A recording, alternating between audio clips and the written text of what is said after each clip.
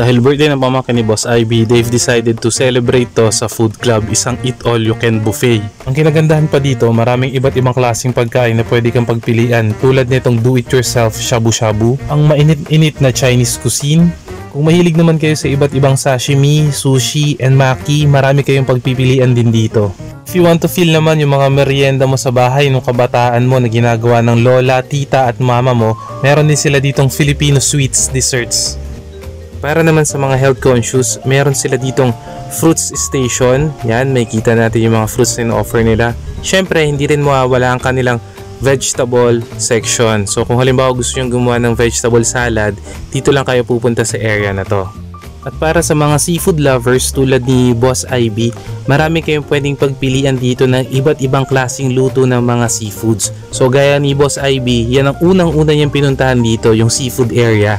At habang busy si Boss IB doon sa seafood area, ako naman dumiretso na dito sa meat section para subukan ng iba't ibang klaseng meat na in-offer nila dito sa may food club buffet.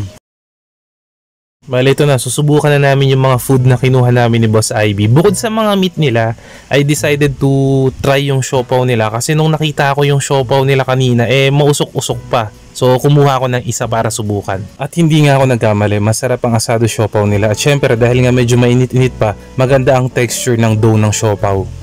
At yan naman si Boss IB, tamang enjoy dun sa kinuha niyang tempura. Bali, sisimulan ko na yung mga meat na kinuha ko at uunahin ko tong pork.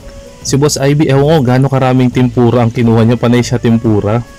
Yung luto ng pork na kinuha ko is lechong kawali, at ano pa ba nga asahan natin, sobrang lutong ng balat ng lechong kawali nila dito. Tapos kada nguya mo, mararamdaman mo na lumalabas yung juiciness at yung mantika dun sa loob ng karne. Kaya ito talaga masasabi mong hello Lord talaga.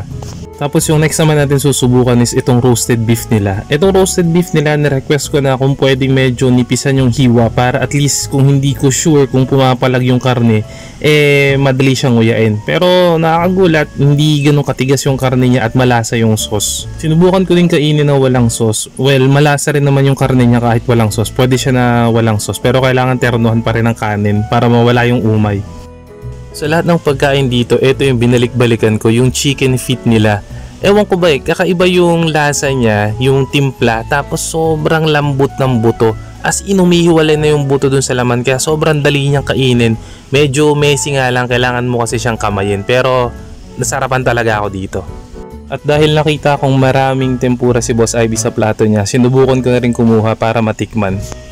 Ang next ko naman na tinikman is itong pork asado nila. At grabe, nung natikman ko to, nakakatuwa Ito yung gusto ko na tamis ng pork asado. Hindi sobrang strong yung tamis niya, pero ramdam mo yung tamis. At isa pang nagpawaw sa akin dito is hindi ganun kakunat yung karne ng baboy. Masyado siyang malambot nguyain. Ang next naman is itong roasted chicken nila.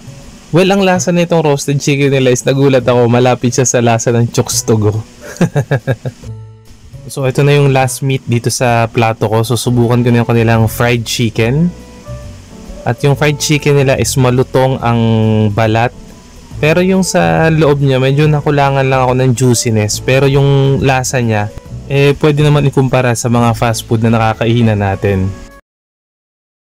At dahil naubos na namin yung first batch of meal namin ni Boss IB, tamang ikot-ikot kami dito sa area, tamang pili kung ano ba yung susunod namin na kakainin. Medyo mahirap din mamili talaga kapag marami kang pagpipilian na pagkain. Para sa second batch of meal namin, hindi na kami kumuha ng masyadong maraming pagkain. Kung ano lang yung mga nakita namin mukhang appetizing sa mata namin, yun na lang yung mga kinuha namin. Yan, si Boss IB tinatanong ba't kumuha pa daw ako ng hotdog. Nakakain naman daw ako regularly ng hotdog pagka gusto ko.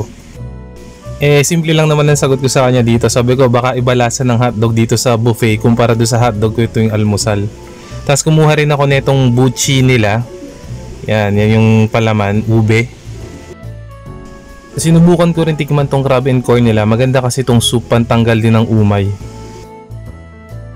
Yung asado nila natikman ko na kanina pero nag-decide uli akong umulit kasi nasarapan talaga ako sa lasa ng asado nila dito. Dito na magkakaalaman kung kakaiba ba ang lasa ng hotdog sa buffet kumpara sa hotdog sa bahay. At ang pinagkaiba nila ay wala, parehas lang sila ng lasa. Naghahanap nga sana ako ng fried siomai nila pero dahil wala, tinry ko na lang tong steam siomai nila. At nakakatuwa dito is maraming laman yung siomai kumpara dun sa wrapper niya. May mga iba kasi ako nakakain na siomai na puro wrapper pero ito hindi. Legit na maraming laman. Wala akong hilig sa pansit pero nung nakita ko kanina nung ginagawa to, medyo na-amaze ako Tsaka alam kong bagong luto. Kaya kumuha na rin ako netong pansit nila dito. Tsaka diba birthday ng pamangkin ni Boss Ivy Diba kapag may birthday lagi may pansit.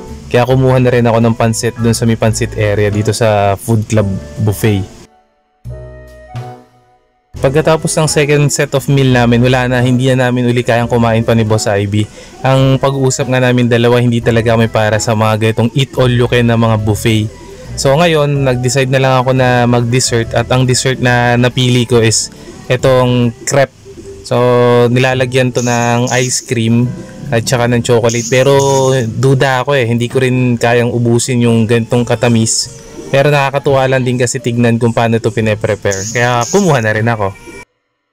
Tapos si Boss Ivy sabi niya tamang coffee na lang siya. Yun na lang muna yung sa kanya para bumaba yung kinain niya. Ito pala yung regular rate ng Food Club. Huwag nyo napansin yung promo rate kasi from October to November 2023 pa yan. Tapos meron din sila ditong no leftover policy. Kaya hinay-hinay lang sa pagkuha ng pagkain para walang matitira sa mga plato ninyo.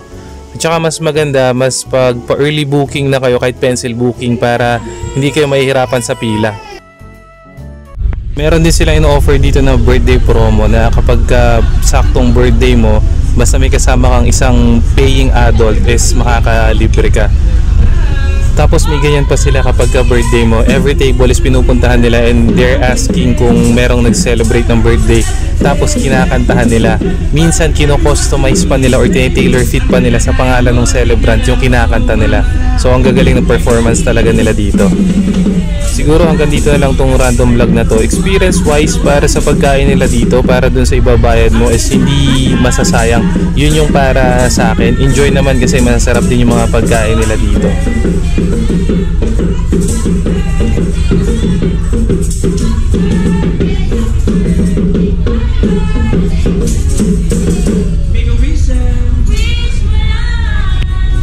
Siyempre, bago matapos yung vlog, happy birthday kay Honey.